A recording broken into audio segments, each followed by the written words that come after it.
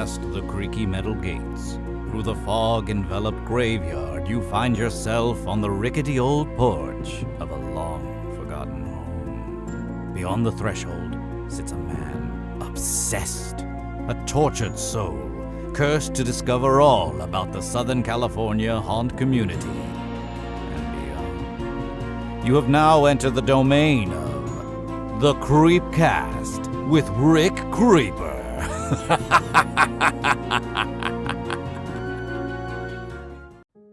All right, everyone, we're back at it. The Creepcast podcast hosted by Rick Creeper 11. I almost said my last name. I don't know why. Idiot. This is episode 15 with my friend Sam Lokelani. Did I say that right, Sam? Yes. AKA Scary Mary from Queen Mary's Dark Harbor. You'll know her theme character in the Lullaby Maze. You're also a horror cosplayer and recent, I guess, is the term TikToker? Yeah, TikToker, I guess. I have no idea. I'm too old to know what the hell TikTok is. It's just, yeah. So me and Sam actually worked together at Dark Harbor in 2019, and we also worked Son of Monster Palooza, the Annabelle experience with Scary Closet and Sister Point. Was it 2019 too? It was 2019, yeah. Wow, that seems so long ago. Yeah. Yeah, it's just funny. So, how you been, Sam? I'm good. Good. Thanks for coming down. I haven't seen you since 2019. What's funny? Yeah, no shit. I only said it 3 times. What's funny is, I kept looking for you like backstage at Dark Harbor during haunt season, and you play the main Scary Mary in the theme, inside the themed maze. But there's other actors and actresses who fill the spot as well throughout the maze. So I kept looking at different Scary Marys, and was that Sam? I'm like, no. I was like, no, and I was like, got clones. oh, that's a dude in a wig. That's not her. And so I remember, Could be me. I mean, I look like a dude sometimes. I couldn't tell it was you. And finally, this Scary Mary comes up to me. You're like, hey, what's up, dude? And I'm like, Sam? Hey, what's up? And I remember I was lost. I didn't know where I was going. I think it was like my second or third day there, and I was looking for. I think I finally got wardrobe. I was looking for makeup, and I was like, I don't know where to. Dude, this is crazy. I don't know where to go. And you're like, you got to go downstairs, and they're like, okay, 7:00 people over here, and and I was like, this is overwhelming, dude. And like by the third week, I'm like, I got this down pat. But it's just funny because I didn't recognize you in the makeup, and I was like, no, they all look identical. So it's like, oh, and I forgot to mention, you also did a Rocky Horror, so that's another thing we're going to talk about. Yes. So I'm just going to cut to the chase. How did you end up at Dark Harbor, anyways? I've always said this story so much, and I'm like blinking. I was 12 when I discovered it, and before it was Dark Harbor, it used to be called Shipwreck. Shipwreck, I remember that. Yes. I'm old enough to remember that. I loved Shipwreck. No, I love Dark Harbor too, so no hate. But no, I loved Shipwreck just because it was before Dark Harbor, and it hit close to home just because it was I had it since I was a kid, and I don't know, it kind of like drew me into wanting to haunt. And I told everybody, even my dad, when he took me there, I was like, I'm gonna work here, Queen Mary, for the rest of my life. I don't care. Like, I wasn't a huge fan of like Not Scary Farm at the time, and I think it was just because my parents never really took me there. So you had more experiences over at the ship than actual haunts. Okay. Yeah, so I think Dark Harbor was my first, or Shipwreck was for my first official haunt. So I think just because I went there the first time, that was just what I fell in love with. How old were you? 12. I'm a big chicken shit because I did not go to haunts until I was about 15 or 16. And I was a hugest fraidy cat walking through Ghost Town in the streets. I was like, yeah, I got made fun of that from other people. But you were 12 years old, really going to Shipwreck, really? Yeah. And I begged my dad to take me to the Shipwreck. He was like, if you get all straight A's in your semester, then I will take you. And You did it? Oh, I did it just for Shipwreck. And yeah, I don't know. I think it was the sliders that got me into wanting to do haunt.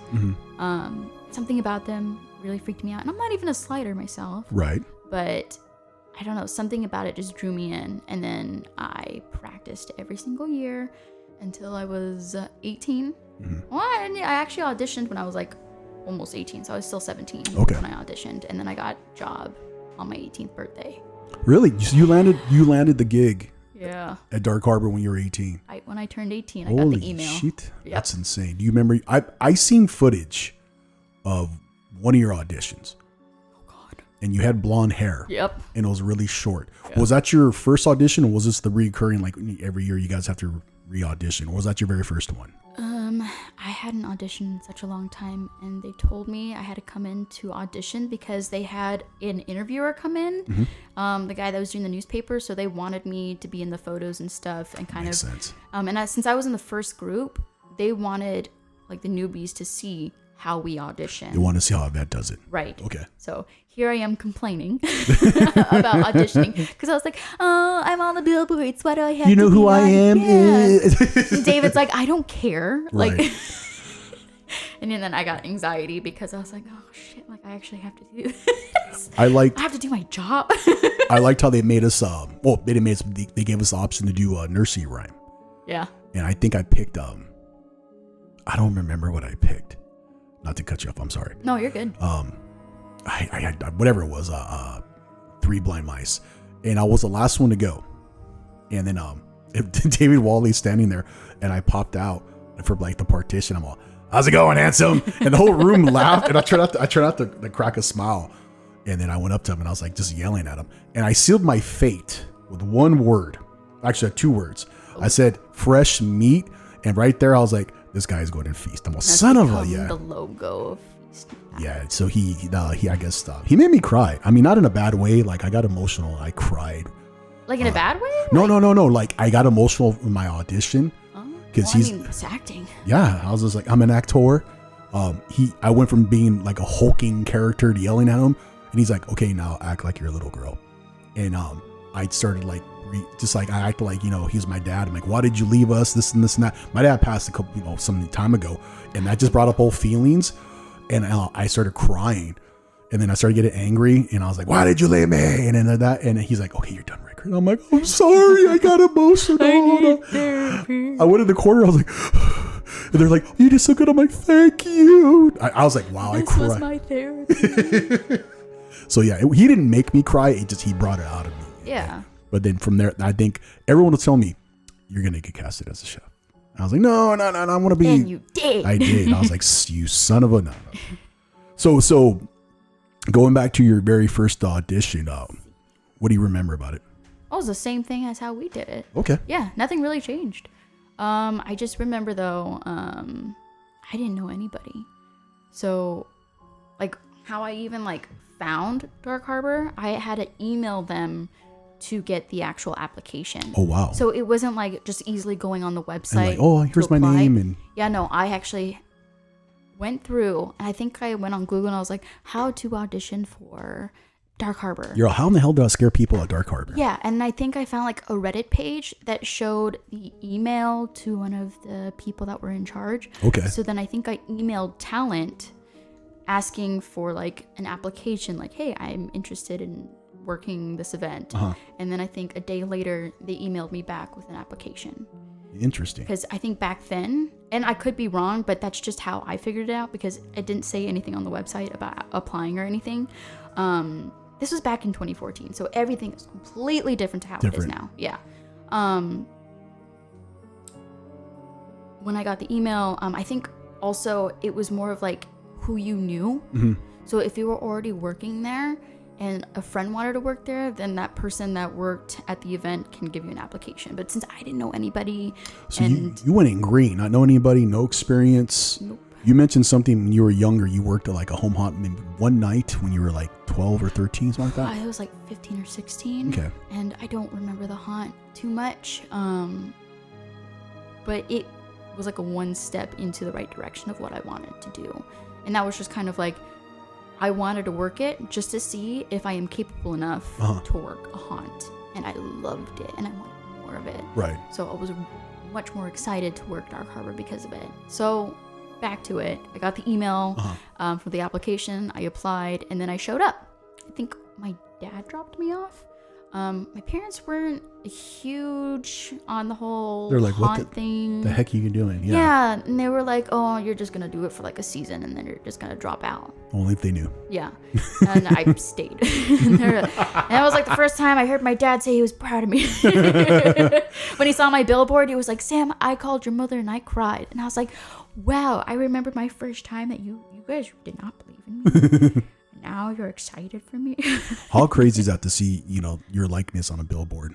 Oh, it's crazy. Dude, they were all over Long Beach. I go to Costco. I'm like, I know her, but I don't. But I know her through people. It's like, that was insane. Yeah. It's weird seeing that too, because I kind of like don't believe it, but I do at the same time, like conspiracy theories, you Right. know? I don't know.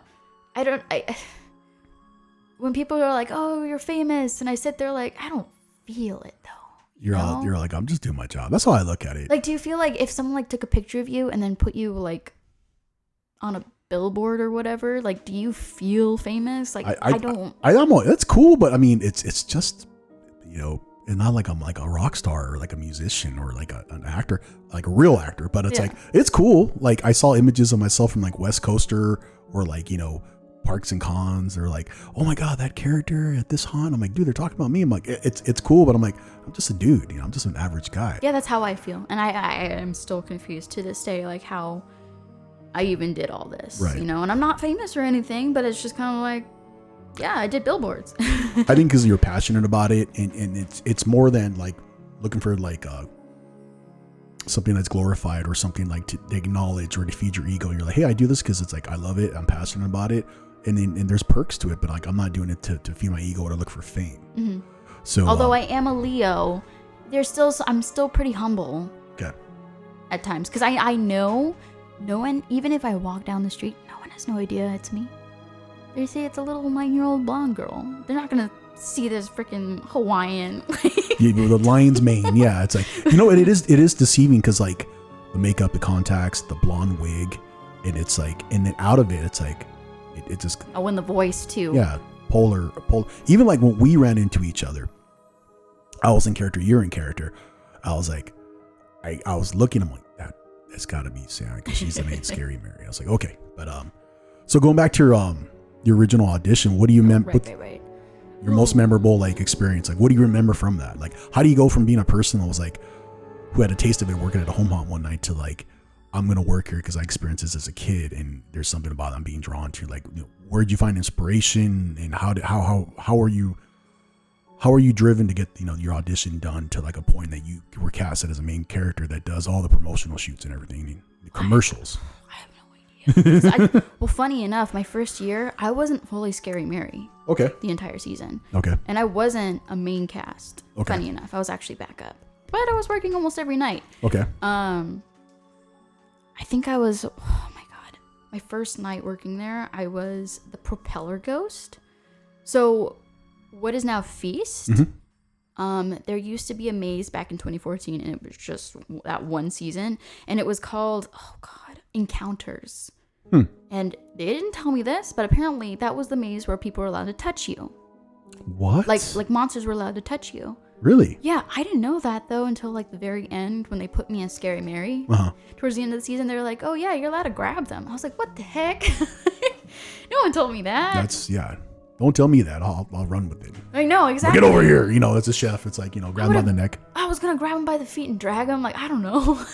I'm not gonna lie. Like people that I knew, I go up to them like, "Hey, where do you think you're going?" And like I grab, like I pinch their elbow. They're like, "Oh," I'm like, "Dude, you know it's me." And I'm like, "Why are you creeping out?" Bruh, come on. They're like, "Oh, it's so scary." And I'm like, "Where are you going, girly boy?" You know, it's just like, you know, just like, you know. So is the propeller area where it's the propeller of the ship that's submerged and it's dark? Yeah. I don't like that. They put me in there. That is creepy. That just the water, and I don't like. So they had it super, super dark in there, except for the light that was flashing in the pool. I don't like that. And I don't know. I feel like I saw something in there. I just don't remember. But it was just very creepy vibes. What did the character you played, the role you played, what was the costume and makeup like? She kind of looked like The Ring. Okay. You know? Ugh. There's not really much to it. It was like a white sheet. Okay. Type of dress, like rags, and like the makeup was very over dramatic because of the way the light was flashing in my face. Okay. It needed to show like different contours and stuff. You weren't in the water, were you? No. I was about to say you're like swimming. Bro, I can't even swim. You're like doing the dog paddle all day. It's like No, I can't even swim. That looks absolutely terrifying. I wouldn't be able to. I'd probably drown in there. Not gonna lie, I don't like clowns, and I don't like the female characters. Like if they're tiny, they for some reason they pick up on it. Like when I was going through well, any character in Lullaby and Dark Harbor, when I was going through oh my god, over at Knott's in the depths, and there's a part you going through a ship, and there's the sea hags or the sea wenches, and they were all about 5 foot nothing.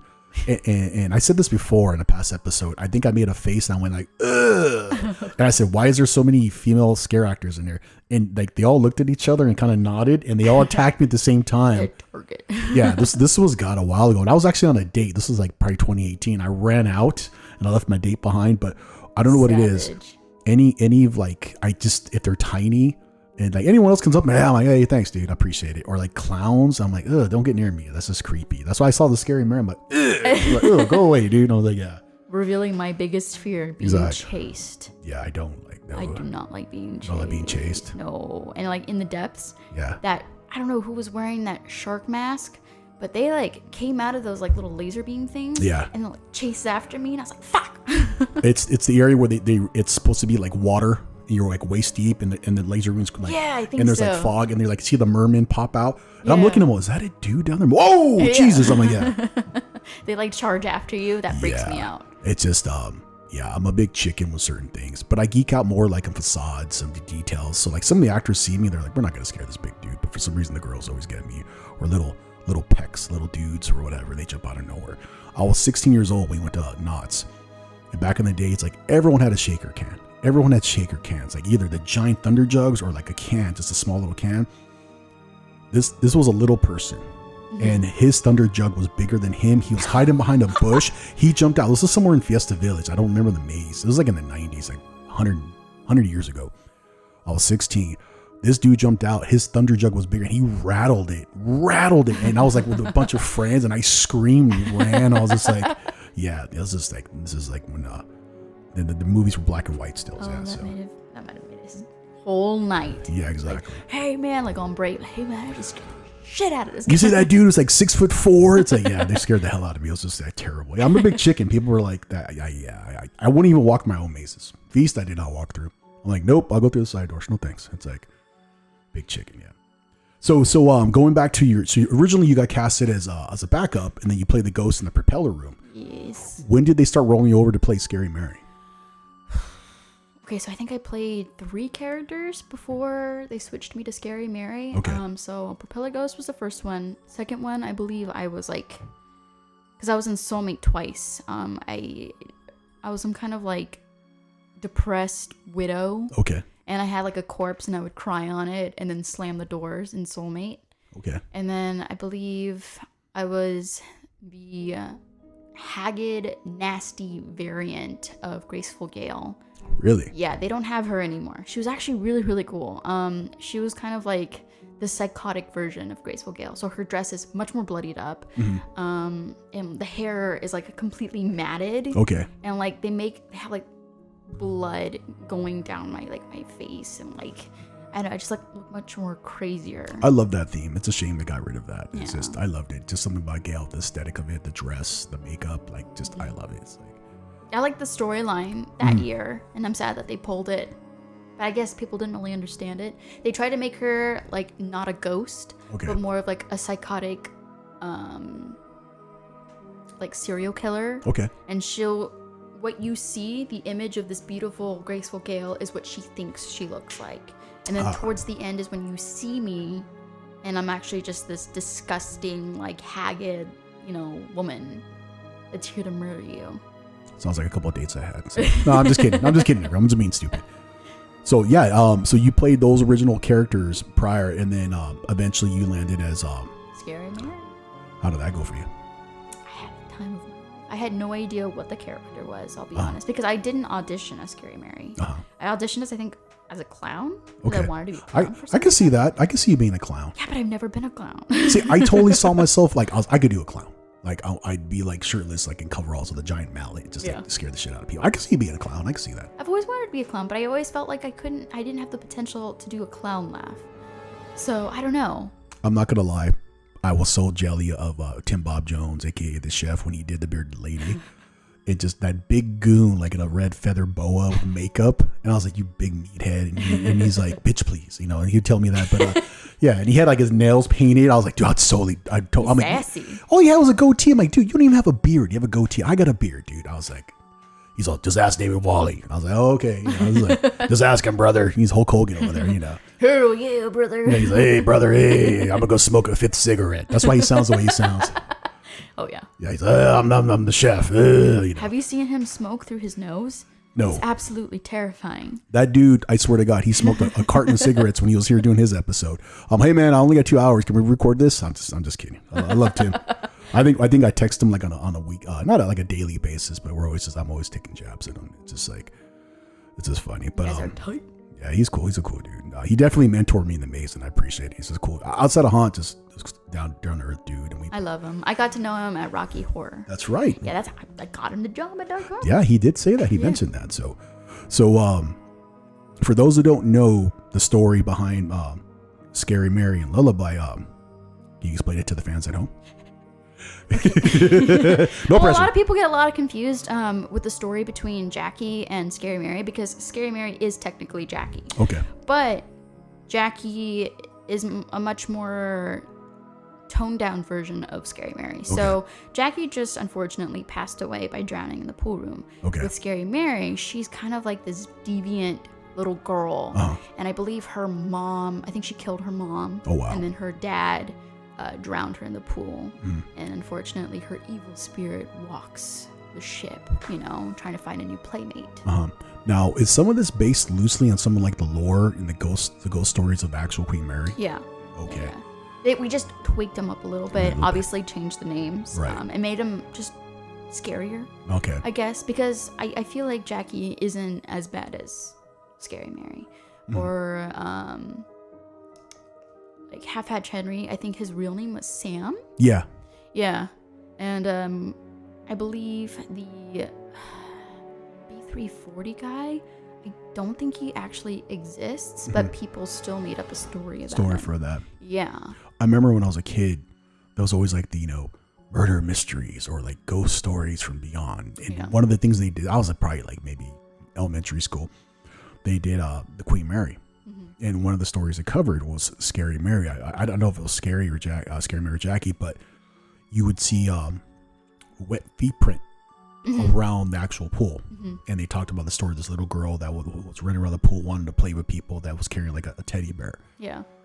And then, you know, I was like, holy shit. And like ghosts, and just like a little bit about, you know, door 13, which is down in like in the engine room, which you went through on Feast.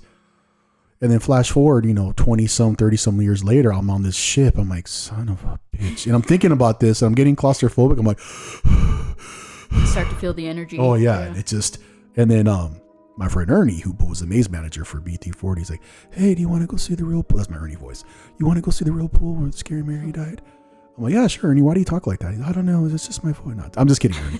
And so he took me through it, and it was just eerie. It's just eerie. And then I started talking to other guys on Feast. They're like, oh yeah, over here is this ghost and this story, this and this and that. I'm like, whoa. It's just like, now, so you said the theme of the maze is loosely based on some of like the actual ghost stories, the legend and lore. Yeah.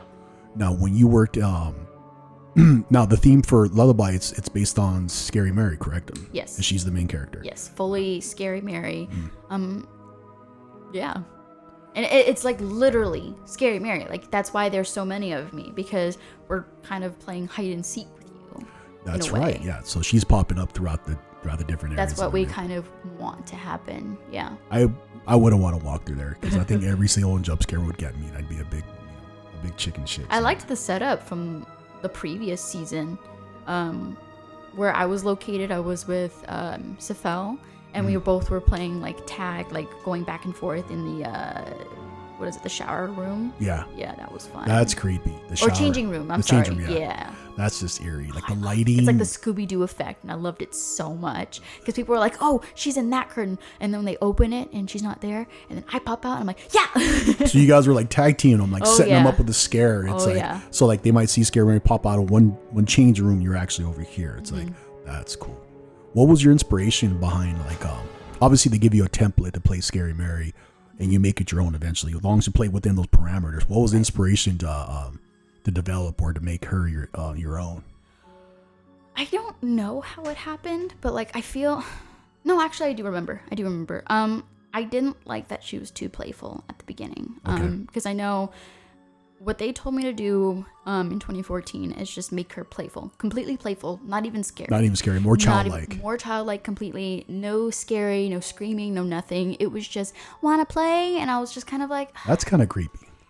Yeah, but for me, like, I feel like she had more potential than just being cute. Okay. And I know a lot of people... just thought I was cute, and I was tired of it. Mm-hmm. You know, I understand she is a 9-year-old and she is cute, but she's dead. And I feel like also seeing her, like if you see it in her kind of like perspective, like she's been dead for a while. I'm sure she's aware she's been dead for a while. I'm sure she is irritated that she is living in the ship forever and she has no one to play with. So I feel like she should have some kind of temper tantrum, or she has bipolar, you know, or she has some kind of like issue with not just being playful, but I'm sure she's just very aggressive when she's playful, you know, like, hey, notice me, you know? Right. So I think in 2015 is when I started, like, I guess doing the signature growl that I do now. Because I also wanted to make it sound like I was drowning. Okay, that makes sense. Yeah. So not just like screaming, but like when I'm doing that, like I'm kind of like choking air, you know, because I'm trying to. You're gasping for air because you were drowned in the pool. Yeah. So I also kind of see like, not just being talkative. It's kind of spooky to hear a dead child gasp for air, and that's weird. Yeah. You know, she's obviously out of the water, but I also get a lot of inspiration from like different like horror films, and sometimes you'll see that ghosts. What do? They usually like play out how they died, you know? So I feel like she's probably walking around drowning still. I don't know. That makes sense. So what were some of the like the fictional characters or non-fictional characters like you look towards like for inspiration? Like you said, certain movies or horror movies and stuff. A lot of female lead monsters, obviously, like The Ring, The Grudge. I can see that. Yeah. Yeah. There's a lot. Like, I'm inspired by like anything that just freaks me out. A lot of my like crawling on the floor is definitely The Ring. Yeah. The promo video you do where and I never noticed before until I listened to it on headphones. So you're sitting there and you're kind of like swinging your feet back and forth playing your teddy bear, and you hear lullaby. I was like, ugh. Oh yeah, they wanted me to sing, and I was like, oh shit, I can't sing. I heard that, and that made my skin crawl. Lullaby. I'm like, oh, God. Is that what I sound like? that gave me the creeps. And then you're doing the scream, and then you're doing like the crab crawl, and it's very dramatic. And then like the zoom in on your face, and you see like the I guess it's supposed to be like your face is fragmented. It's like, I don't know how the type of makeup they did on you. It looks, you're distressed. You got the white eye contacts. But that I was like, well, that's Sam, but that's actually kind of cool. That's creepy as hell. It's like, yeah, I love that promo video. But was there a male character in the maze for a while? I could have sworn, and I might be confused. Was there? Oh, we had a dad. Yeah, was there a daddy character in the maze? Like he was. Yeah, in 2015 and 2016. We also had a priest. Okay. Yeah, at the beginning of the maze, and that priest would basically do like a sermon. Okay. With an actual dead body of Madame Mary in her casket. Okay. But I think they took that away in like 2018, I believe. Okay. Because they wanted to try to change the storyline a little bit. Stupid me. So when I audition, you write down the mazes you want to work in. I put lullaby. They're like, Rick, majority of like. Well, what if I want to play Scary Mary? You know, she's 6'4" now. I was like, well, is there any male characters? And they're like, no, but they already had an idea what they wanted me to play. And I was just like, just make me a soldier or a clown. And they made me second fiddle to Tim. Hey, brother, the chef, which was cool as hell. I mean, biggest meatheads in that maze. It's funny. It's like still a fun maze. It is. It was just people were. Oh my god, they'd be terrorized, screaming, and I would just hear them like screaming their heads off. I'm like. And I told Tim, I'm like, are they killing people up there for reals? It's like I was expecting. Maybe. I was expecting like bodies to come down the stairs, and it was and I tried not to laugh so much. I'm like holding it in, and the best setup was like people are like, I think it's over, because that was where the maze used to end. Yeah. And I was like, now I know why they put me here. It's like, this is like the last, like, I'm going to get you. And it's just, oh my God. It's just, I loved it. When I had to bring some people into your guys' maze. I remember that night. I got lost. I'll be honest with you. Because I was blind. Couldn't see anything in those the whiteout contacts, yeah. But like, you know, I'm trying to like usher in these like little 10-year-olds. And I've never been through the new part of the maze before. So I'm kind of going through. I'm like, yeah, I know how to get through here. Like, like it's good, you know? And then I think towards the end, when it gets to where Half Hatch Henry is, there's no music. There's no. It's just lights and machinery, and it's kind of like I got nervous, and I was like, I think we're in the wrong place, and so I almost broke character because I was actually like panicking a little bit. You're like, hey, you guys, can you turn on your camera phone light and get me out of here? Yeah, I was like, I don't think we're supposed to be here, and I was like, actually, let's just come down the stairs, okay? And it's like, we're just gonna have an adventure. And so they would come down and I was like, oh shit, like I don't see anybody. And that's when Half Hat turned and I was like, oh thank God. I didn't know that. I didn't know you guys were doing that. It happened to me with you and the captain. So I jumped out to scare someone, and it's you, and it's like a group of like tourists, and I'm like yelling at Scary Mary. I'm like, oh hey, and I yelled, and like they were like chanting. What were these girls chanting?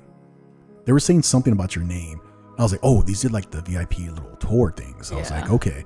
They don't tell me until like the day of. So I didn't know, and I was like, and I kind of froze. I looked at you, and I'm like, oh shit, and I'm the boogeyman. Keep moving. Well, technically, I'm not supposed to be like. Well, I'm not supposed to. I'm supposed to be touring them in my maze, but freaking Andrew took my maze. Right. But it also makes sense because the remaster will tour in my maze too. So. But since they already went into Lullaby, I was like, oh, well, I gotta figure out a maze to take them to. And I was like, well, Feast. Feast is awesome. I'm gonna take them to Feast. That totally caught me off guard. And then the captain was in there. And so we had 3 spots to hide in. It was like the main little boot box area where we had like the lightning and thunders, the gag. And then there was like a little partition wall. Mm-hmm. Which was only about 2 feet wide. I don't know how Tim hid behind it. He would disappear and he'd jump out and he's like, where you going, meat? And I was like, Jesus. And then there was the exit door that led down the stairwell. Mm-hmm. And I used to like to go there, not only because it was AC, but you could see the guests coming down the stairs and all the time. And I'm like, okay, here they come. So I go over there and I see a all white suit with a hat going into like my area. And he's like, I don't know where I'm going. And he has like 2 guests in his arm. I'm all, you're going the wrong way, Captain. And he's like, oh, chef. I'm like, dinner will be ready in an hour. I'm like, something stupid. He's all, thank you, chef. And I'm like, I was stuck like a character. I didn't know what to do. I felt so stupid. And he's doing his British accent. And I'm like, this way, Captain. Tim's like, this is me doing Tim. He's like, the chef's the most loyalist to the captain. I was like, okay, so I guess like that's the storyline. But I saw the captain. He was going through the tarps. I'm like, no, dude, he's going in the wrong room. Hope he doesn't trip over some props. It's like, I'm all this way. And I said something stupid about dinner being ready or whatever. It's like, yeah. So I didn't know you guys were saying like Le Poisson. I was just like totally off guard. But it's just funny because it's like I always felt like, am I that terrifying? It's just me in makeup, and I jump out, and people that knew me but didn't recognize me, they're like, oh my God. And I say their name, and where are you going, Myra? They're like, oh my God, it's Rick. Or I jump out there, hey Rick, I'm all, hey, thanks, dude. Thanks for ruining my scare. And just keep going, man. That's like, it's just funny. I always felt like it looked like me just with makeup, and some people would disappear behind that makeup. So I was like, okay. It's the acting that really. I think it's just me. I'm so campy, one-dimensional, and stiff. I'm like, where are you? Yeah, that's just me. Yeah, I'm my worst critic. So, so you did a lot of promo that I know of for 2019. I mean, I saw your photos of Scary Mary all over Queen Mary at billboards, on TV, on social media, even like at Costco. I went there, like the cool like $80 tickets. Your picture was on there. I think you told me loosely that you were there for how long? The one that you're actually submerged in water. You were doing that all day. Oh yeah, I got sick on that one. Really? Oh yeah. That was a long one. It was cold. That was a long one. The water was really, really cold, and the makeup, I don't know. I think it's because like the makeup was also waterproof too, so it made me a little sick just because I don't know if I had like a reaction or something to it. But no, I wasn't there that 5 hours. Nah, 5 hours is pretty long. Not too bad. Yeah, no, it's pretty long actually. That was a really fun shoot. I would do it again. Just not upside down. Not upside down in water. No, because like I don't know, something about it just made me like really sick for some reason. I don't know, but it was a really good shot. I love that one because when we used to exit the property, there's like the overhead awning and it's you and it says like 10-year anniversary and it's literally like you across that whole thing. And I didn't even know it was on that thing until Berdetta, the voodoo priestess, she made a video of her there and then she like revealed it to me and I was like, what? That's crazy. That's me. That's just, it's crazy to see yourself up there and just be like, I was like, I know that dude. I was like pointing up there. I was like, yeah, that's funny. Another thing I saw you guys do, which I think it was for, correct me if I'm wrong, I think it was for Channel 11. And they were doing like a morning show where all the main characters were there and you guys had to get there first thing in the morning. Oh, Channel 5 or Channel 11, I forget. I know it was KTLA. KTLA, which is, I believe, Channel 5, I think. But you were guys, I mean, I think there was like someone took a picture of you. You were sleeping like in a barrel. You're like, yeah. You're passed out. It was scary. I was zooted. I was tired. Because we wake up really early in the morning. Right. Oh God, I think my call time was 3 a.m. Wow. And I was late because I was so tired. Oh, and unfortunately, I messed up that day. I wasn't wearing contacts. I thought I brought solution with me. Instead, it was actually eye cleaner. Ooh. And I gave it to my friend, Kat Gonzalez, too. So her eyes burned and my eyes burned, and we were both like, suffering. Yeah. Everyone was like, you okay, Sam? I was like, I can't wear these contacts. And then I found out it's because it's not solution, guys. So I learned Read the label. I learned the hard way. So there's like the disinfectant that you have to store your contacts for 6 hours. Then there's the multi-purpose solution, which it doesn't have to be that long, but also that kind of lubricates your contacts as well. So me wearing contacts, I'm blind as a bat. I've been wearing contacts since like, God, 8th grade. For my special effect contacts or a quick fix, I just do the multi-solution because my buddy did the same thing. I think it's called AOSEP, the stuff I use. And it's like, do not wear your contacts for 6 hours. And it's literally like putting just like acid in your eyes. Yeah. And just it's stingy and lights were bright. I remember one of my special lens contacts like floated behind my eye. So I had like one normal eye and one wide one. What are you looking at? And I was just like, my eyes were so red. I think it was like Brad Hills. He was like the dad, and he was like, Sam, are you okay? And I was like, and they're like, oh, filming in 10 minutes. And I was like, shit. They're like, wow, she's really in character. She seems like she's really in pain. Oh, yeah, I was suffering. They're like, wow, you're really crying, method actor. You're like, suffering in silence, guys. So like half the time I had my head down, or I would like roll my eyes back. Oh my God. I would have been dying. Now, you guys did you did all the promo shoots, like one of the deepest parts of the ships, like the belly of the ship. Oh, yeah. Now, anything weird happened down there? Do you experience anything? Not really. Just because there's so many people down there. Like, you don't really see it, but there's a lot of people behind the scenes when it comes to promos and stuff.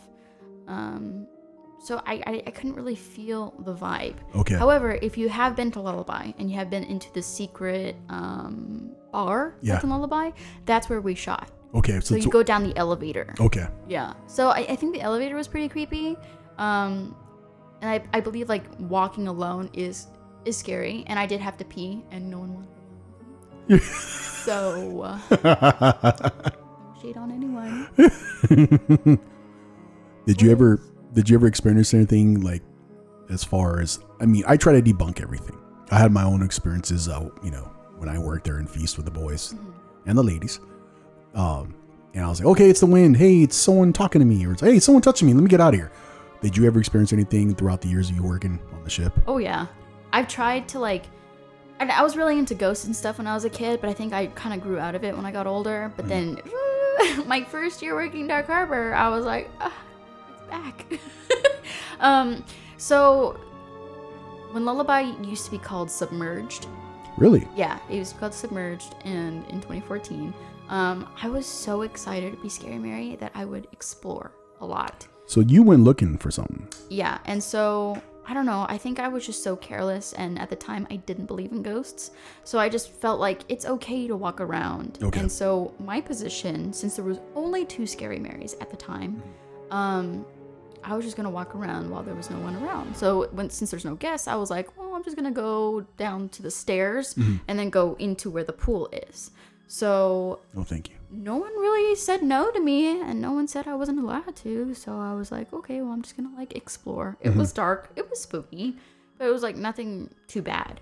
And I think I was trying to look down into the actual pool, and I felt hands shove me in. Shut and I up. fell. So you... Yeah, I fell, and I bruised my collarbone. No, when I dude, fell. are you serious? Yeah. So were you like on the edge of the pool, like looking down? Like, Yeah, but the thing is, it's barred by like kind of like a fence. Okay. But I was near where like there's like a little like picket door thing that you can open in, and so I was just standing onto it, and I didn't realize that it was already open, and I was just kind of like leaning in. Nothing bad. I wasn't like leaning all the way in. Okay. I was just kind of looking and like, oh, is there like water still in like Just the curious. pool? I was Yeah. just curious. Okay. And then I just felt hands push me, like shove me. Like on your back, your waist? On my back, but Shut it up. didn't No, feel like man hands or anything. It felt like actual tiny hands. Like I felt like it was That's like creepy. a tiny shove. And I got scared. And so I fell and I looked around and I was just like, oh, fuck, like I don't see anybody. Are you in the dark? Is it semi-lit? Well, it was lit. And Okay. but what made it even suck even more falling into the pool, they have a like built-in fog machine in the pool. Oh. So right when I fell, it went off. So you like disappeared in the fog? You're like, oh my God. Yeah, and then I had this really cool security guard named Zeus, and he's like, Sam, are you okay? And I was like, don't tell anybody. That is creepy. So at the time, were they purposing the original pool as far as the attraction?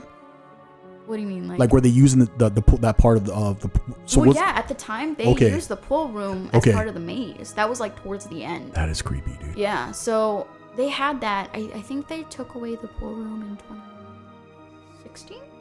So I was pretty sad about it. Not gonna Okay. lie. It was no 2017 they took it away. Now, did you like? How deep is the pool? Like, did you go like in the? Was Oh, like it's deep. But the thing is, the entire pool is one level. okay It's not like those regular pools that you see nowadays where it's level. Where And it there's- goes from deeper, kiddie deep. pool to deep. to deep. Because it's such an old pool back in the 50s, right? It was like 40s, 50s. Probably it's later too. Yeah. It was just one big dip. Okay. So there is no level to So it could be like 5 feet even, like throughout the Yeah. entirety of the Yeah. pool. Yeah, so That is it creepy, It dude. was like, You disappeared in the fog. yeah. I'm sorry. And I didn't want to tell anybody. I was so scared I was going to get fired for it. They're like, can you explain what you were doing down there? You're like, oh, Yeah. nothing. Yeah, I was young and dumb. But I knew better after that. And then I think the next day I got curious again and I went back down there. But instead of going there's a photo of me that someone took. And what would I do is I'd sit and then dangle my legs in the pool. And I would kind of just like wave to the guests. So because I wanted people to think that I was the actual ghost. Okay. I was just messing around, and people were like, "Oh my God, it's Jackie!" And I sit there like, "Hi." That is creepy. You know what? I think I don't know if it was you or not. Like an old like theme parks adventure like video on YouTube. I think I saw that. How embarrassing. So it might have been. I don't know if it was you or not. But that's funny you say that. Like not too long ago, like I just went down a rabbit hole looking at old haunt videos. That is, yeah, man, that might have been you. Who knows? Anything else you experienced? 2019 Halloween, when I was in the changing rooms with Safel. Safel was in one side of the changing rooms, and I was on the opposite side where the table, like there was like a piano behind the curtains. And this is the changing rooms actually in the maze. Yes. Okay. And this is after the hallway. Okay. And there was no guests. We hit like a spot where there was just like nobody in line. Okay. And so I was just kind of hanging around, and I felt like someone behind me, and then I heard a deep like male sigh, like No, dude. right in my ear, and I flipped my shit. Uh-huh. I flipped my shit, and I was like, nope. And so I ran right across to where Safel was, and I was like, Safel, I'm just gonna hang around here with you, and we'll just both scare on this side, okay? And then right when I said that, I looked to where, because like there's stairs at the bottom. I don't know if you've been in Lullaby in 2019. I had none in 2019. When you leave the changing rooms, there's stairs. Okay. Well, right next to the board of where the other changing rooms is and the stairs was this tall black figure. like something manifested, or yeah, and it looked like it was staring at me. I couldn't see their eyes or anything, but it was like a good split second of seeing them, because I went from looking at them to looking at the film, looking back, and then they were gone. And I was like, oh my, I don't want to be here. That is creepy. I don't want to be here. I think it was 12, so it was exactly midnight when it hit. You're all, it's November 1st. You could go home now. Yeah. It's like, yeah. I'm not gonna lie. Like what I heard, and I can't say what it was or what it wasn't. I'm in my area scaring. It's a chef, and I heard, and it wasn't like in the distance. It was like literally like up against my ear, and I heard like someone harmonizing, and it was a female tone, and it was like someone humming. The lady in white. And I'm like, it's got to be one of the ladies that work in the maze. The break room's right here, and I was like, and I'm like, and I said it out loud, and I said this before. I'm like, hey, I'm just a guest here. This is your home. I mean, no disrespect. I'm just doing my job, and I'm just passing by. And that's when the tarp that surrounded us, it hit me like if it was like a giraffe was picking up, and it pressed against my back, my legs, but it felt like if someone was pushing the upper part of the tarp towards my neck. And Tim kind of described the same thing, and I took off. I was like, I'm gonna go scare her across the hallway. And then Tim said what he did. He slammed the door. He said, "The hell with this!" And he closed that door, and he scared the rest of the night. But after that, nothing happened. Funny story, real quick, and then we'll take a quick little break. So we had our own restroom. Feast, we were spoiled. We used to do potlucks. Restroom and shower. Yeah, we had we did. We had our own restrooms. I would clean them sometimes. There was like a disinfectant there. When you had to handle certain business, I went to the bathroom that was downstairs to that entrance to that. It was like that immersive like video thing. Yeah, there was a bathroom there. So here I come as a chef. I'm like, trying to stay in character. I was like, I got to take care of some business. So I would go handle that business downstairs. So I'm in the stall doing my thing, and some guys come in, some young dudes. And they obviously been drinking. And they're like, oh yeah, you fucking douchebag, whatever. They're talking to each other, and I'm wrapping things up. And then the guy was like, hey, yo, yeah, check out my dick. They're all laughing. And I come out of the stall as a chef. I'm like, nobody wants to see your dick. And they took off running. They're like, oh. And I went straight to the sink, and I'm washing my hands. And you can see I used to wear my Fitbit, but like they'd give me the gauze, and I'm covering like the Fitbit, trying to get the gauze in the sink.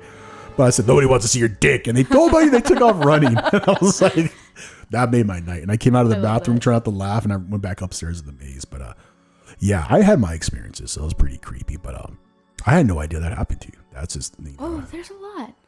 My favorite in 2018 when I was in the hallway, and that's where you see most of my videos. Okay.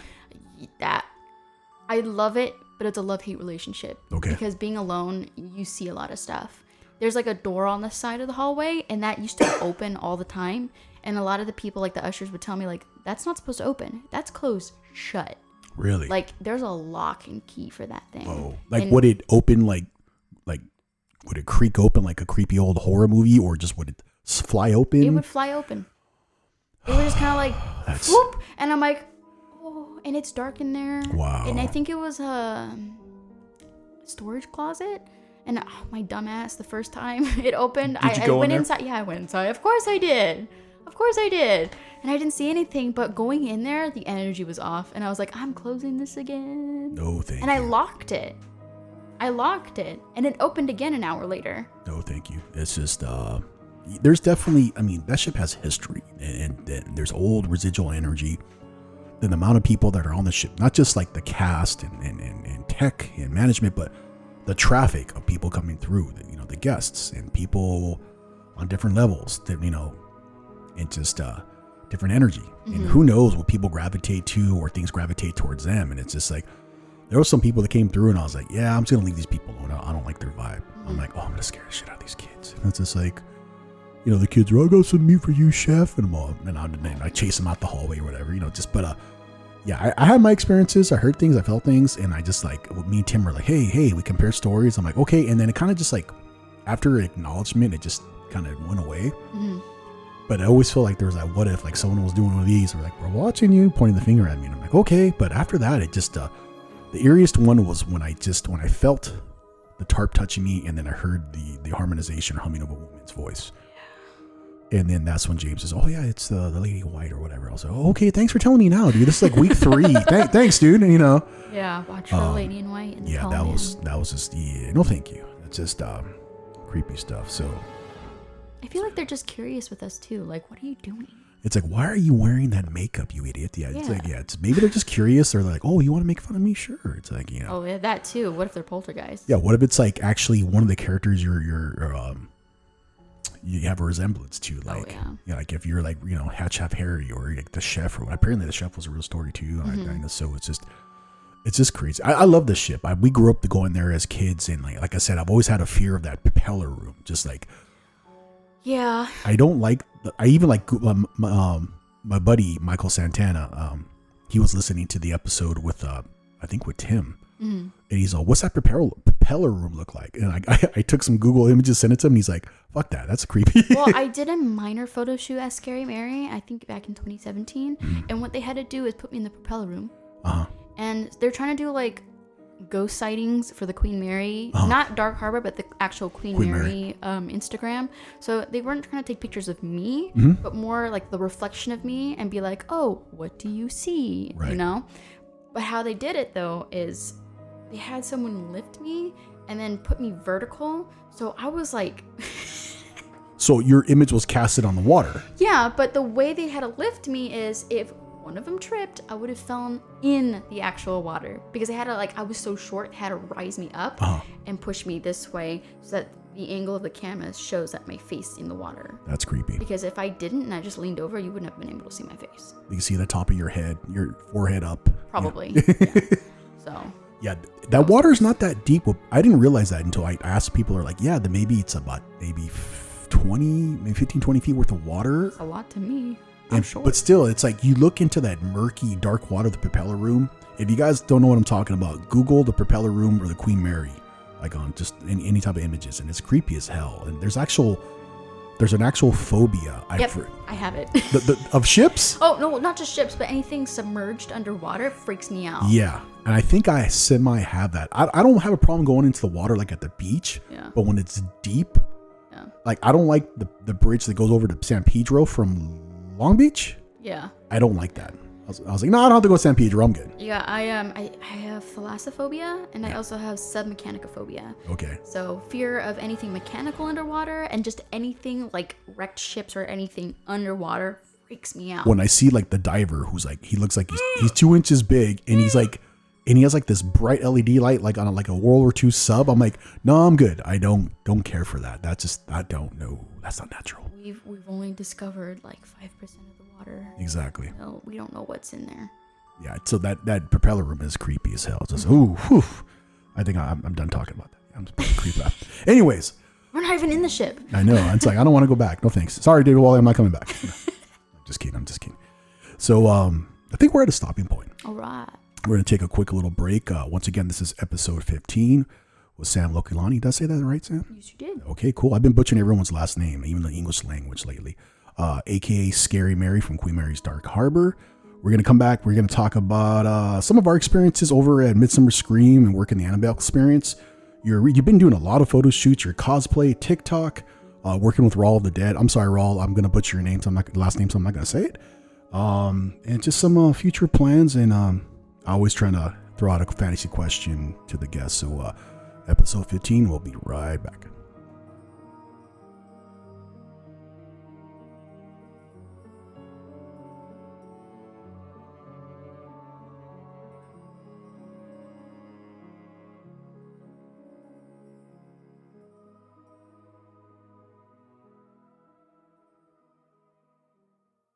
Don't you dare try to escape.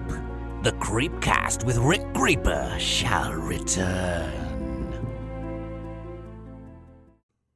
Once again, we're talking about zombie donuts, guys. Yes, zombie donuts in the beautiful city of downtown Fullerton, California. This is Rick Creeper from the podcast. You guys haven't been, go check out Zombie Donuts. Gonzalez family's owned and operated Zombie Donuts since 2014. I've been a regular since. It's not, and it's beyond them just sponsoring my podcast. I've been a supporter for them, God, since 2014, which I discovered on my own through my barber. I'm probably there 2-3 times a month, and I'm not gonna lie, I get 2 donuts and a coffee. let's talk about the coffee. They got different variations of coffees, hot and cold, different variations of donuts. They got standard donuts, they got horror themed donuts. My personal favorite is the Bleeding Heart and Death by Chocolate. And they got some pretty bomb vegan donuts as well. Did you know they had merch too? Yeah, they got some pretty cool merch. So if you're looking for a cool present for a zombie or a donut lover, go check them out. The t-shirts, they're really, really good quality. They got their t-shirts from Tino Evil. If you guys know Tino Evil, same dudes that make t-shirts from Midsummer Scream. Where you been? Downtown Fullerton. Go check them out. Support a small business. Now's the time. Go splurge. Bring home a dozen for yourself. Take them to work. Do what you got to do. Anyways, go check him out. Instagram, Zombie Donuts. Check him out in Fullerton. Tell Rick Creeper from the Creepcast podcast sent you. Trust me, guys, you're going to dig the vibe. You're going to like the donuts. I personally like to go early morning. Just a little insider note, so take note of that. Zombie Donuts, Fullerton, California. Scope them out. All right, guys, have a good one.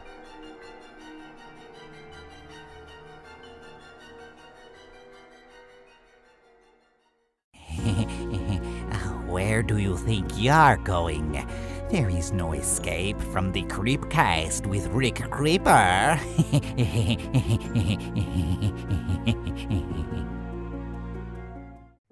All right, guys, we're back at it. Episode 15 with my special guest, Sam Lokelani, AKA Scary Mary from Queen Mary's Dark Harbor. You will know her from the Lullaby Maze.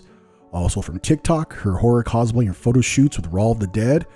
Hip-hop inspiring artist. No, I'm just kidding. No, just... What would be your hip-hop name? Like what? I just...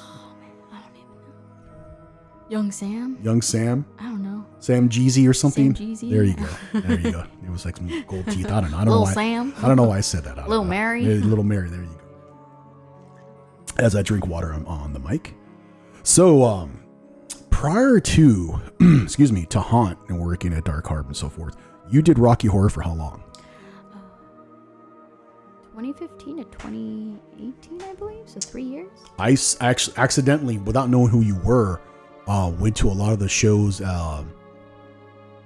at the Freedom Cinema here in downtown Santa Ana. No way. And what's funny, I remember Meathead Tim. Like, hey, brother. I'm like, I don't know you, dude, but why you call me brother? No, he wasn't. I just remember Tim, and it kind of dawned on me through a mutual friend at the time. I was like, oh shit. I was like, Sam has been at these shows when I've been there. And so this was at the Frida. Did you ever do the shows at the Art Theater in Long Beach as well?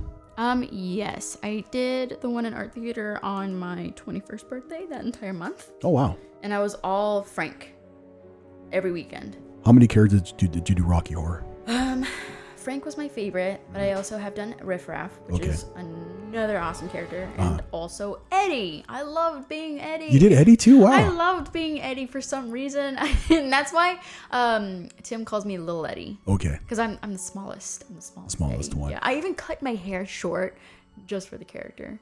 I even I even made the jacket too. That's commitment. Yeah. Wow. For you guys don't know Rocky Horror, go in the movie Rocky Horror, but it's what it is. It's a kind of choreographed live performance. Yeah, Shadowcast. Shadowcast. There we go. This has been going on since when I was a kid, like since the 80s. It's just some people get a little too involved. I'm like, hey, dude, I just want to watch, dude. And it's like at the time, I want to touch you. I was dating someone, and she's, you got to get involved. I was like, woman, you better not tell him. No, I'm just kidding. I was like, you better not tell him I've never seen this before. Like, she wanted me to raise my hand. I'm like, nope, I will do the songs and everything. And raise your hand if you're a virgin. And I was like, I'm going to raise my hand around your neck if you touch me. It's like, I'm not a violent person. I'm just kidding. But it's just funny because it didn't dawn on me that you were there. And then I hear Tim, and Tim always played, I'm going to draw a blank. Eddie. He played Eddie, and he was just loud. I'm like, this dude needs to shut the hell up. I'm trying to watch. Loud, yeah. He's like, hey, brother, I'm Eddie. I'm like, can you shut the hell up and I watch the goddamn movie? God, but he knows every single line, and he knows what to say back. And it's when you actually hear him, it's so funny. I'm not gonna lie, the outfit it was fitting. Like it looked good on him. I'm like, dude, this meathead wears that very well. I love it. It's just like I made fun of him all the time. And I was just like, but it's funny because I didn't know that it was you, and then it was brought to my attention. And then when I had Tim on, he actually said that you helped him to get an audition over at Dark Harbor, and you guys were acquaintances through Rocky Horror. So, when was the last time you did Rocky Horror? Obviously, you can't do it right now, but what was the last performance you did? I think I was a Trixie for Valentine's. I remember the photos. Yeah. Okay. It was fun. And then I think I just kind of drifted. I don't know why. I think everything comes to an end. Yeah, I mean, I'm kind of sad because I wanted to get back into it, but I don't know. I think I just didn't have the time to do it. And it's a lot. It takes a toll on you. Mm-hmm. Wearing those heels as Frank really takes a toll on you. And I couldn't do it. That's commitment. And I know it was only once a month, but I feel like I just, as like the days roll by, like I started to get more hours at work, and then I knew that Dark Harbor started to have more potential, and then doing all the photo shoots and stuff. Right when I started getting into modeling, I really just didn't have the time to do Rocky anymore. Everything comes to an end. It's just you've done a lot of like I consider horror cosplay. You know, you've done things with Raw, you've done things with other certain makeup artists and just other shoots.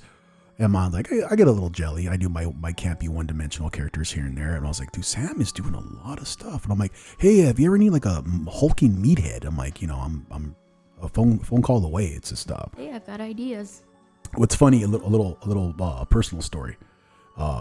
Midsummer Scream 2019, we talked about this. You were doing promo for Dark Harbor as Scary Mary, and then I was there. My friend Jessica, who did my makeup, and she has sponsorship with Scream Team. They do cool prosthetics. We came up with this handsome devil rockabilly monster, and I came up with the name Louis C. Fur, like Lucifer. Yeah, I love that. It just that's my, and if you guys go to my Instagram, you'll see him. It's just like this can't be. I just was like firing off like Beetlejuice one-liners and just being an asshole. It just it's literally, she pumped out my hair in like hairspray. It's like I got like 2 feet worth of hair. So like I never done anything like that. Like, I shaved off my beard, and I'm like, oh my god, I'm like the dancing clown. And I'm like, hey, how's it going? And people were like, oh, hey, they like him. And I started like, you know, calling people chicken legs and girly boy and just like slim whatever, just in insults. And I was just like, okay, this is working. And I was like, and they just put a little pep in my step. So we're walking around, and you have someone, not like a handler, but make sure no one messes with Scary Mary. And I'm was that Sam? And at the time I knew of you like through acquaintances, but we didn't know each other personally. Yeah. And I don't know if you're aware it was me, because obviously I was doing that character. You end up jumping on my back as Scary Mary. I invade a lot of people's privacy when I'm Scary Mary, because I'm a different person. Right. So I'm like, I'm 9. I'm gonna do whatever I want. I think I sent you that video, and you're all, dude, that was you. I was like, yeah, that was me, dude. It was just funny because you jumped on my back. You're piggyback riding. You jumped on my back, and I'm like, and I was just like, yeah, doing my cheesy, campy devil face. And it was just funny. And then we worked the Spirit Lounge together, Center Point Spirit Lounge in 2019, where you did kind of like a Pennywise version of Georgie from the movie It, which was creepy as hell. That's just like the contacts and the fang. And then I did my infamous cosplay as, you know, the boogeyman Michael Myers. And then we worked together over at Son of Monster Palooza the same year, the Annabelle experience put together by Sinister Point at the Scary Closet, where I was like the bearded nun from the Nun movie, and you actually played the Annabelle doll. I remember they were like, hey, squeeze into this little area. I'm like, I'm not gonna fit in here, dude. And so they put me like behind just like the I think the draw panels, and I did just generic scares. I didn't have a costume. I put like a bed sheet over my head. Yeah, I saw that. It's still so funny. I have that still. I have it. It's like I washed it. I took it home. I'm like, I'm jacking this shit. I washed it and threw it in my costume tote, but I think I just draped it over my head, and I was hiding behind the nun. The classic white sheet ghost. Yeah, man. and I was just like, people are like, oh my god. And it's like that dude had a sheet on his head, and I was like. The best was he was like a writer or like a script advisor. He was something from the Nun movie. And there was like the little peek hole I could see on the frame of the Nun photo. Yeah. And I opened the portrait. I'm like, I'm the bearded nun. And the guy screamed. And so I had 3 windows I could get him, the scares. And so here he comes through again. He's like, I don't remember that character in the movie. And I opened the curtains. I'm like, then you should have casted me then. And he screamed. And that's when they go into your room, and I was laughing. I'm like, got you again. And I was like in shorts and a black t-shirt. So stupid. I was just like, oh my God. So that was our experience. We got to work together at the Spirit Lounge in Sinister Point 2019, and the Annabelle experience at Son of Monster Palooza. So that was fun. That's when we kind of unofficially became acquaintances. And then, so that was cool. So we had a lot of friendships that day. Oh yeah, that's just funny. That was too funny. I remember they fed us McDonald's. Oh God, I know. 3 days in a row. I was like, I think that was the last time I've eaten since. So it's like, one thing I do want to bring up that you did, which I thought was the coolest gig. You did an event last year in San Diego, It was called Ghosts of the Past, which was put together by the Witches Brew LA. Witches Brew, yeah. So tell me about that. How was that? That was cool. I really like the fact that they, so my first night, I guess, I don't know if they forgot or they were trying to get me a room and they were having some trouble. But so on the website, and I had to look this up myself, they only sell you 10 different rooms. Okay. At the Cosmopolitan in Old Town San Diego. Okay. There's 11, actually. And the 11th room is actually considered the most haunted room. Did you stay in? They put me in the 11th room my first night. So we're going to get you into a character. Stay in this haunted room. Yeah. Wow, dude, yeah, seriously? but no one told me that, so I didn't know. But when I went in there, well, I absolutely like recorded myself going in there and being all excited, but I was just like, oh my God, this place is creepy. Like, does every single room look like this? Mm-hmm. It smelled like a museum, if that makes Like sense. just old. Oh, yeah, thank you. Yeah. Like old books or something. Right. And I was like, man, this place looks like it's been taken care of, but it smells old. Right. Laying on the bed felt old, like I was going to break the bed. Like it was more for display and then less for a purpose for use. Yeah, Okay. yeah. And I don't know, in the bathrooms, I don't know why this is so weird, but like I really like toilets. And every different type of toilet is manufactured different. Uh-huh. And this one's like those old style, like 1920s toilets. Did it have like the drop chain Yeah, with like the drop wooden, chain. like it's a gravity. So what it is, it's like the water tank and it's actually called water closet, not a bathroom, excuse me. Oh. And so the water tank, I think, is above you. Yep. And you pull the drop chain, it creates pressure because it's gravity fed. That's old school. Yeah. It's so cool. Like, it's similar to like the one in the ship at the Queen Mary. Yeah. Except, I don't know, it's a little bit different. Okay. But I don't know, something about it was just so cool. And I sat there flushing it for 10 minutes. This is the best part of this job. I'm 10. I literally have the brain of a child. And I'm alone. I had no one there, so I didn't know anybody. So here I am keeping myself busy flushing a toilet. Now, the where you stayed at, that's where the event was held as well? Yes. So it was like a dinner show for this hotel. Not gonna lie, I was so jealous when I saw you do that. It felt like being at Dark Harbor again. Hey, dude, if you need like a male character, you're like, oh, I'll consider it. And I was like, that's my impersonation. But mentally, I didn't know anybody, so I didn't know what to say. Now, were you casted? Was it a generic character or was it like some lore that they created, like lore that actually happened? I think it actually happened. There was this seamstress that they were. So in this dinner show, they told my story of a seamstress who, I guess, stayed at this hotel and left her kid to go live with her husband. Okay. Out to go somewhere. I don't know. They went traveling or something. And I believe they died. Oh. And she was waiting for them. And I believe she died of a heartbreak, I believe. Okay. So she is kind of like the weeping woman. Okay, so very traditional, like the woman in white, but you actually had like a black gown. Yeah. So I had a white one, but I felt black just felt the more makeup fitting because it was just more like I'm mourning, you know? Exactly, yeah. So I wanted to be more like I'm sad and I'm mourning for the loss of like my husband and my son. There's a video of you sitting there like at a table. Oh, yeah. And you're just staring off, and you have the white out contacts, and the base of your makeup is white, and I think the black was symbolic to you crying. Yeah. And it was a black dress, and you just scream and like slam your hand on the table. I'm like, nah, I'm good. I'm like, I'm good. No thanks. I love it, but again, I was like, ugh. And then I guess the room was like not gated off, but I was like, yeah, it was gated off with like a rope. And you can see you like hiding. You can see your gloves. I think you had like lace gloves on. Yeah. And you see your hand kind of like in the corner of like of the frame of the video. And people are like, "Oh, look at this room!" And you jump out. You're like, "Ah!" And I was like, I love that. I was like, yes. To me, I think they, like you said, they took certain characters were actually associated to the Cosmopolitan Hotel, and they made like them into not characters, excuse me, actual stories of like say ghost urban legends or whatever. And they actually made them characters for that dinner theater. Yes. That was so cool. Who did your makeup? I did. You did your own makeup? I did my own makeup. Really, dude? I didn't know anybody, so I decided to do my own makeup. I have seen. I'm lazy because it's like some people have the skill to dress their costumes and do their own makeup. I'm like, I don't know how to do this shit. Practice and just paying attention to the makeup artist that you work with. I ask a lot of questions too. Okay. And I wanted to be an FX artist when I was a kid. Okay. So I had a little bit of a background, but I didn't go to school for it. Okay. And then of course, having to be like in the makeup chair with Jay Q Artistry, Yeah. who does like literally all my makeup, I would sit there and annoy the shit out of him with questions. Just bombard him with Oh, questions. like, what are you doing with this toothbrush? Oh, I'm flecking. What's flecking? I love that when they do that with the toothbrush and it gives you that Yeah. effect on your face. Oh, it's yeah, my favorite, and now I do it on all my makeup. all the time. Oh, yeah. Now, majority of your photo shoots that you've done with Raw and other people, Raw the Dead, are you obviously you're creating your own concept, correct?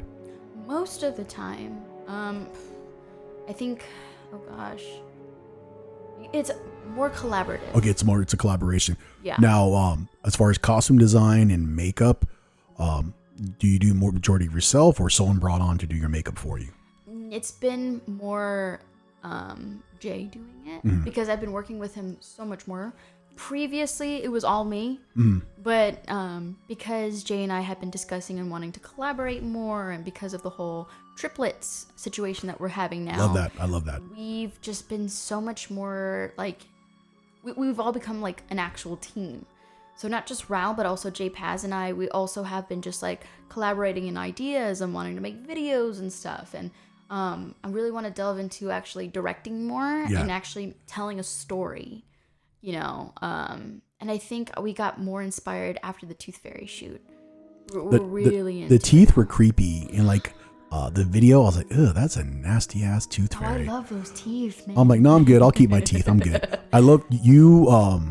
And remind me who was in the triplet photo shoot of the elves. I love that whole concept. Oh yes, so like the clowns, the elves, the one for Valentine's, Yeah, the clowns for Halloween. That was great too. I love that. Trick, Treat, and Trouble. So creepy. We might bring them back if Midsummer Scream comes back this Okay.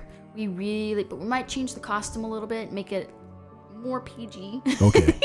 No butt action. No but like, butt and candy canes, in certain positions. I saw that with the elves. I was like, ooh, okay, Jesus. because we're supposed to be crude and nasty. I and kind of funny. figured, yes. But yes, so Mary Misery Yes. is our newest member. Uh-huh. So it was originally just Maddie, aka Hauntress XX, on Instagram. Which I worked with at Sinister Point Yes. and she, Madonna. and also at the Spirit Lounge, yes. And we did photo shoots together. Yeah. Yes. Yeah. Yeah, well, she was also like the devil character. She was the with she you. devil, and I was like they were supposed to be like my women or whatever. I was like, but no, I'm like the least chauvinistic, like misogynist dude, and I get cast out of this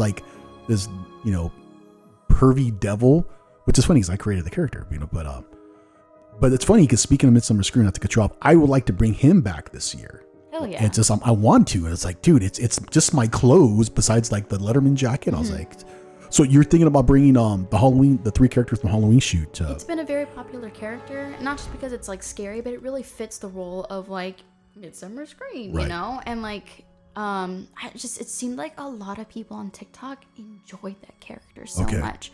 And so yes, Mary Misery, who is our newest, she is Trouble. Okay. So we had Mary, who is Trick, she's Orange, I'm Treat, and she is Trouble. So yeah. And we got to collaborate with a really I say famous, I almost said infamous because I don't know if that's a bad term. Really famous, not just TikToker, but he's been around on social media Okay. for a long time. Onyx the Fortuitous. Okay. Yeah, I don't know if you've ever seen him, but he portrays himself as this awkward like emo dude that does I don't know, he that's his catchphrase. I don't know if you know him. I would have to see what he's doing. I'll show you later, but like I don't know, there's like a video of him that got like millions of views on YouTube, and basically he'll go to like a Comic-Con or something and they'll interview him and he's just so awkward. And he's like, "Notice me, senpai, notice me." Well, he found me on TikTok. Really? And he wanted to collaborate with us. So we made a video with him as Nice. Treat and Trouble. So that was fun. How did you venture into TikTok? Like, just something you wanted to do? Because I seen your videos. You do like there's kind of like the she devil character you do with the jagged teeth. Oh yeah, Helen Incarnate. Yeah. Yeah. I did it for fun because of COVID. Well, it's creative. It's productive, Yeah. So I actually thought TikTok was dumb. right? When it first came out, I was like, like TikTok really isn't for me. You know, it's for like the newer generation. And I think my sister forced me into doing a video with her. Your poor sister. You're always making fun of her. You're always picking on her. It's just I watch your stories. I was like, dude, this poor girl. She's always getting ragged on. She's a butthead. Anyways, so she wanted to make a TikTok with me. And so that was the night that I was playing Georgie wise for Sinister Point thing. I remember. So I was like, okay, let's do a dumb video of like me, like you're like Georgie's brother, Billy, and you're asking me where I am, and we do this like funny song like, I guess you wondered where I've been, and then I pop out. I don't know, it's funny. Just having fun with it. Yeah, and then like it got a lot of traction. Okay. And my sister got so excited. She's like, Sam, you made me TikTok famous. And I was like, oh, that's cool, Mackie. That's cool. And then she's like, Sam, I think you have potential doing this. You should continue making videos. So I was like, yeah, I guess I'll continue. And then I think I randomly posted a video of me sitting on the floor at Midsummer Scream doing my scream as Scary Mary. I remember that. That hit 5 million views. Oh my gosh. And I don't know. I had so many people follow me after that. I've had people reach out to me. They're like, oh my God, you're going to have a Sam on there. I follow her on TikTok. And I was like, calm down, dude. I was like, no, I'm just kidding. No, I've had people like, they're excited to hear your episode. And obviously they're going to listen to it now because I'm like, whoa, they're listening to you, idiot. I'm like, but we're recording it now. But yeah, they're like, I follow her on TikTok. Oh, I love Scary Mary. No. Also, one of my favorite characters you do is Clementine.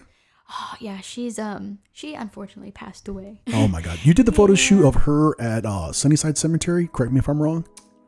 I think that was like my second photo shoot as her. I don't know. I think I've just kind of grown past continuously making the same character there, and I think I've just kind of like wanted to do more. I try my best, like, I know I've kept saying that I wanted to retire as being Scary Mary, and I think it's just because I feel like I have the potential of kind of like doing something different. Like my role models, Javier Botet and Doug Jones. Okay. Because they're able to portray more than just the same character. They can portray different monsters, and that's something I want to do. I don't want people to recognize me as me. I want them to recognize the characters and enjoy the characters that I get make. it. So I think as I continue doing like photo shoots and such, I kind of just put her away. Okay. Maybe she'll come back one day. I dug her outfit. The black kind of like I guess it was like a modern morning dress. I want to say more Edwardian, less Victorian area. Yeah. And then you had the Black umbrella. There you go. Yeah. I love that. Also, that's cool. The makeup was creepy. I really liked the video too. It was perfect. The setting and everything. He really didn't edit the video. Okay. There was no sun. And I think we recorded at like 7 a.m. Oh, wow. And so the sun had not came out yet. And so we just had that perfect, like, gloomy sky. It's hazy. Remind me who did the video again? JPaz. Okay, that's right. JXPaz on Instagram. So it was perfect because it was slightly overcast, I think, and there was just really no sun. So it gave it a very washed out, kind of lifeless skyline. Like it looked gray, and so you really stuck out. The dark dress stuck out amongst like the kind of like the sun bleached like headstones and so forth.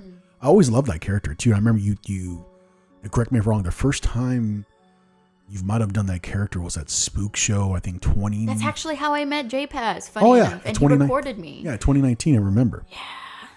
And you're like, I remember I was like, hey, dude, I was gonna go up and say hi to you, but you seem busy. You're like, well, I can't see nothing with those, the whiteout contacts. I'm blind.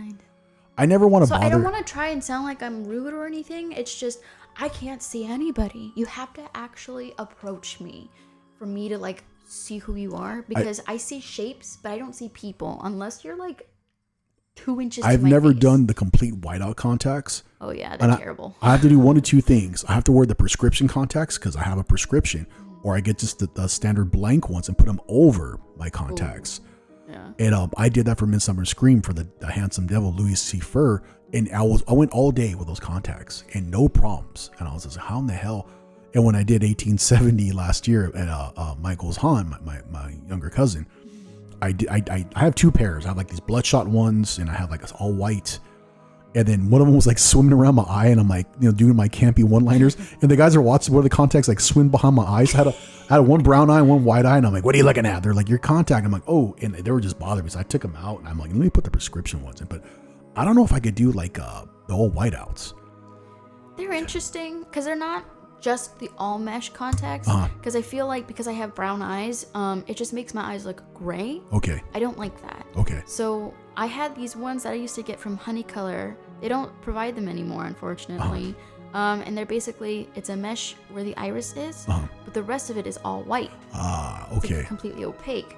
So I loved using those for like the photo shoots for Dark Harbor because it literally made my eye look completely completely white out. Yeah. I've had good luck with contacts with Vanfangs official, and then obviously with Fangs or dental prosthetics has been dental distortion, but Vanfangs, because they're made here in the U.S., you literally will get, once they verify your prescription through your eye doctor, I've gotten my contacts like within a week or a week and a half.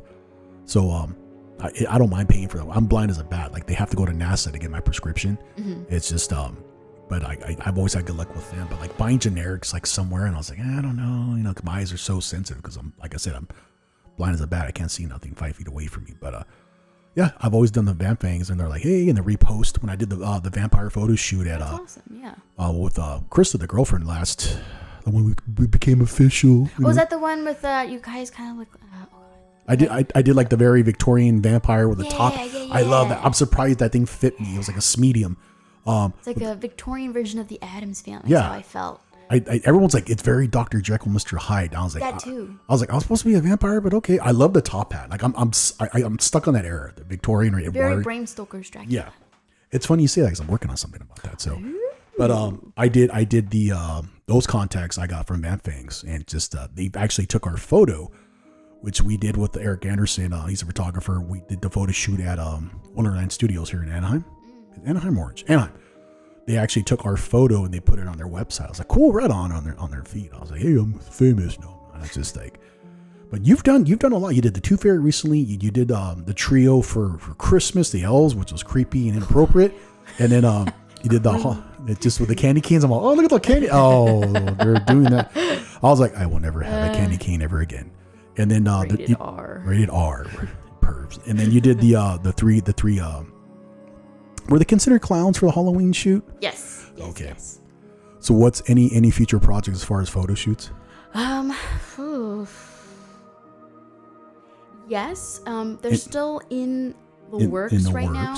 Yeah. So I know Mary is doing a photo shoot with JQ. He's gonna be doing her makeup. I just don't know what it is yet. And then I believe Maddie's gonna be doing something. I'm just not completely sure. They've been changing the concept a lot, so I'm not completely sure, and I don't want to say anything because I don't want to ruin, like the magic. I guess I'll say mine. I really want to get into directing. Okay. So I'm gonna take a little bit of a break on actually being in the camera and actually behind the camera and actually like make a story. Okay. So I'm hugely like inspired by The Elephant Man. I saw you post that. You were watching it so much. Like I'm on a binge right now. I'm going through like a sad moment in my life, and so like I want to cry, and The Elephant Man's really helping me with it.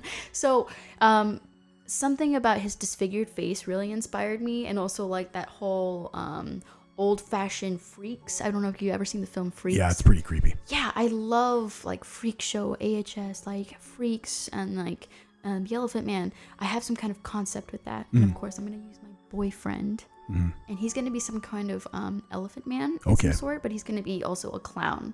And so I'm going to have the same girl that I'm going to be that was in the Tooth Fairy shoot, and I'm going to have her a part of the video. So we'll see how it works. For those that don't know, I actually worked with Sam's boyfriend at Feast, and I'll say his name. JD was the butcher in Feast, and I could have sworn he was naked every night.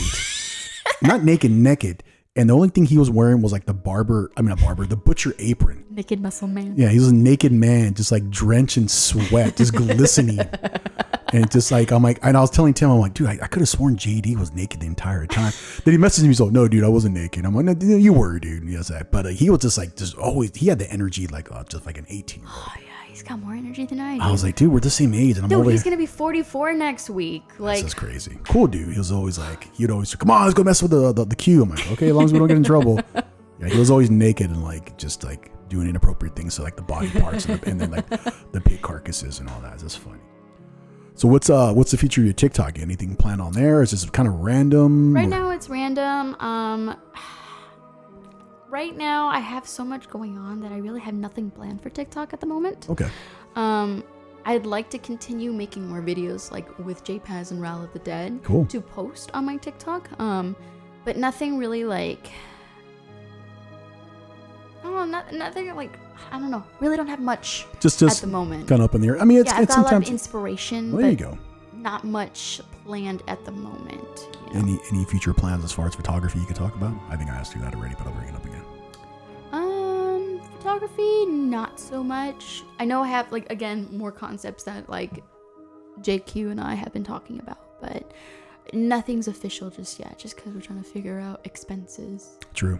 Expenses and, like... Modeling is expensive, guys. Yeah. I mean, people don't realize, like, a lot of times, the little I've done, and I haven't done a lot, it's like a lot of you come out of your own pocket. Oh, yeah. You know, I did a photo shoot through my unofficial, you know, event production company, Dark Alley Productions, where I wanted to do, for those who don't know, I did an event to Frida in December of 2019. It was like an immersive, like, cinema night. And I had, like, you know, it was a horror themed Christmas event. I had, like, cosplayers and vendors and so forth. Obviously, we weren't allowed to do a lot last year. So I was like, you know what, how about if I just grab some of the key characters and do a photo shoot? And so I did. I brought sort of like Donald, who played Santa, and then Melissa, who was an elf, and I brought back Aurelio, who played like this perverted Rudolph. They're all scare actors I've worked with at Center's Point in Dark Harbor. Then I was like, hey, let's go to geez, what am I trying to say? A photography studio. There we go. And we went to Wonderland Studios. I put it all together. I paid for everything. I organized it all, and they're like, okay. And, you know, they had, like, you know, stipulations as far as COVID, and just, we had a blast. And just a lot of people realized, they're like, oh, I want to do that. I'm like, well, if you do makeup, you got to pay a makeup artist. You got to get your own costumes, distressing. You got to book, you know, you have to pay a photographer unless someone's willing to really, you know, work for free. But it's like, you know, you got to pay people for their time. It's a lot of work. Absolutely. And like me, I don't have an artistic bone in me. I don't know how to do makeup or distress costumes. So I have to bring my, you know, friend Jessica to do my makeup, which I don't mind because I'm a makeup diva now. So it's like, I love the pamper. It's just like, you know.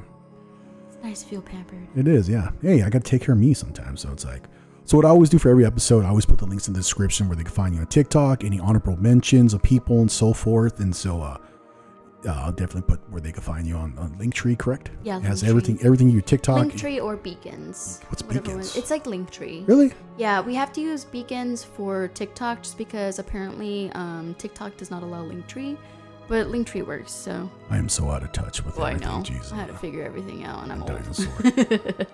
So normally, as I drink some water, I always end the episode with the fantasy question.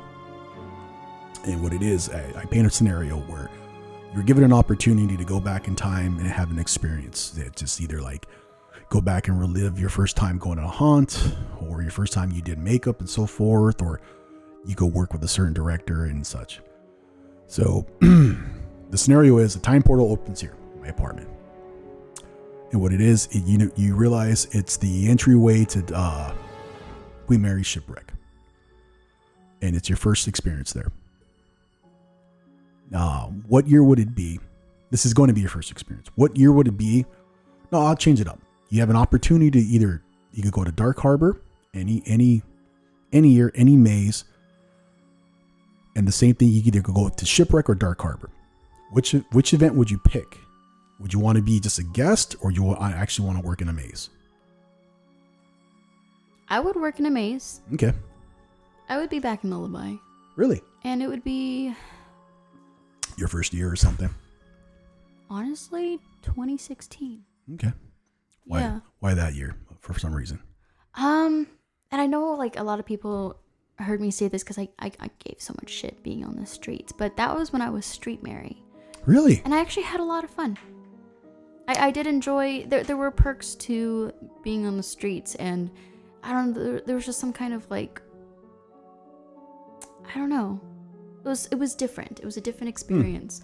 And I'm not a huge fan of being in the streets, but for some reason that was a good year. Good year, just a different experience working on the street characters. Yeah, it was just a good year in general. Just, I was in my prime. It was, I had been on the billboards. Everyone knew who I was. I felt powerful. And I believe that was, oh God. I think that was also the year that they changed it to Lullaby. Or was it 2015 that was Lullaby? Okay. Whatever year it was, though, I remembered being on top of the stairs, and it was so filled out in the Lullaby maze. Uh-huh. And then I don't know what I did, but I, like, raised my hands, and everybody screamed. That's crazy. And then I put my hands down, and they stopped. And I just felt powerful. Right. I felt actual power. Uh-huh. I was like, is this what it feels like to be a dictator? Like, I've got the power. So you definitely go back and relive that experience working streets. Fucking I've never had the opportunity. The little I did was like the main showroom floor, and I forgot to bring this up. Was at Sinister Point, I worked Scary Place. You actually came through my maze when I was working. Hell yeah, I did. I remember you. And I remember you caught me off guard. I think I was eating candy or drinking water, and I'm like, and I was alone too. Yeah, I had you were. nobody. I remember. I'm like, hey, I'm sorry, dude. You're like, no, you're fine. I remember you caught me off guard. I think I was drinking water. I'm probably texting someone. Oh shit, let me put my gloves on. But they had me work like the main showroom floor for a little bit. Being someone green, like don't know what the hell I was doing. You did really good. Oh, thank you. And then a couple opening nights over at Dark Harbor, like they would have me and Tim go out there, and as soon as the gates open, Tim would run in because he had to be in position at 7, and I was in position like at 7:20 or 7:30 or whatever. So they allowed me, but I always ran late with makeup for some reasons. But that was cool, just like to go from the gate, kind of scare people. I think I bumped into David Wally, and he had some food. He's like, "Watch where you're going, Rick." I'm like, "Oh, sorry, dude." And I was like, "Yeah," but that was a little. But yeah, so okay, so you would definitely go back to that experience working Scary Mary Streets. Oh yeah. Cool. Well, anything you got to plug? Not really. Not that important, huh? Well, I mean, obviously, Mr. JQ Artistry. There we go. I give him hardcore props with all the makeup that he's done on me. Not just from the photo shoots. He's also my main makeup artist at Dark Harbor. So I have to give him like literally all the props. Not gonna lie, I creeped on his Instagram. I was like, you never did my makeup as a chef. No, I'm just kidding. I hogged it. I'm sorry. Right. I was like, nope, you never did my makeup. I'm sorry. Yeah, I'm the princess. Right. I'll definitely put him in the link, his Instagram, leave in the description where he could be contacted as an honorable mention. Same with Queen Mary and everyone else. I think that's it. I just want to thank Zombie Donuts for being a sponsorship of the podcast. You can find him at Zombie Donuts on Instagram, Zombie Donuts, the beautiful city of Fullerton, California. I almost butchered that. Sam, thanks for coming on. Thanks for being a friend. We worked together so many times, and it just, we indirectly always kind of chatted, and you always kind of gave me advice what to do and so forth. And just me being an older person and getting into this at a late age, it's cool to see someone who's been doing this longer I have, and just give me advice and like. Hey, you're a natural though. Yeah, I'm all right. I'm all right. It's just. You're humbling yourself. Yeah, I'm average. I've always appreciated beyond the advice is you being a good person, a good friend. So thank you. I appreciate it. And thank you for coming down. And I appreciate your penis earrings. Oh, thank you. My ears feel very phallic. I just noticed those. I was just like, you mentioned them. I'm like, those are penis earrings. I was like, okay, cool. Earrings. Only if I had I've been told you need to do video for your podcast. I'm like, no, I could barely edit my own damn podcast. How the hell am I going to do videos? So they can't see your penis earrings. So it's okay. You can keep talking about there them. There we go. Yeah, they're nice and red. There you go. They're a little glittery. I noticed that. Yeah, cool. Well, thank you again for coming on the podcast. Thank you again. This is episode 15 with Sam Lokelani. Did I say that right? Yes, you did. I'm surprised I haven't butchered it. I mean, you're doing good. Okay, cool. AKA Scary Mary from Queen Mary's Dark Harbor. You can find her on TikTok. You can check out her horror cosplay, her photo shoots on Instagram. Episode 15. You almost said 16. I saw almost that. said 16 or 17. God, what such a buffoon. I'm going to cut it off here. All right, guys. Have a good one. Take care. Bye. Bye.